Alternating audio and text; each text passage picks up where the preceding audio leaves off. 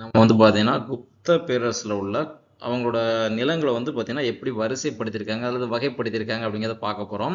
இதை எப்படி நம்ம உதாரணமாக எடுத்துக்கலாம்னா, இன்னைக்கு நமக்கு வந்து பார்த்தீங்கன்னா நம்மளுடைய நிலங்கள் நஞ்சை நிலம், புஞ்சை நிலம், நத்தம் அப்படின்னு சொல்லிட்டு வகைப்படுத்திக்கிட்டு இருக்கோம். அதே மாதிரி நம்ம பண்டைய தமிழர்கள் நிலங்களை 5 வகைகளாக பிரிச்சிருக்காங்க. குறிஞ்சி, முல்லை, மருதம், நெய்தல்னு சொல்லி பிரிச்சிருக்காங்க. அதே மாதிரி குப்தர்கள் காலத்தில் நிலங்கள் எவ்வாறு வகைப்படுத்தப்பட்டிருக்குன்னு பார்த்தீங்கன்னா, சேத்ரா இது வந்து பார்த்தீங்கன்னா வேளாண்மைக்கு உகந்த நிலங்கள். அதுக்கடுத்து கிலா தரிசு நிலங்கள், அப்புறம் வனம் மற்றும் காட்டு நிலங்களை அப்ரகதான்னு சொல்றாங்க. பஸ்தி குடியிருப்பதற்கு வசிப்பதற்கு உகந்த நிலமா இதை சொல்றாங்க. அதுக்கடுத்து கடைசியா கபத சரகா இது மேய்ச்சலுக்கு உகந்த நிலமா சொல்றாங்க.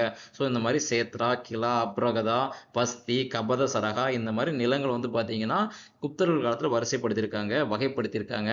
ஸோ இது வந்து பார்த்தீங்கன்னா டிஎன்பிசி, போலீஸ், டெட்டு போன்ற எக்ஸாம் படிக்கிறவங்களுக்கு ரொம்ப பயனுள்ளதாக இருக்கும். உங்கள் ஃப்ரெண்ட்ஸ் எல்லாத்துக்கும் இதை ஷேர் பண்ணுங்க. மறக்காம கொஞ்சம் சப்ஸ்கிரைப் பண்ணிக்கோங்க. பயனுள்ளதாக இருக்கும். நன்றி.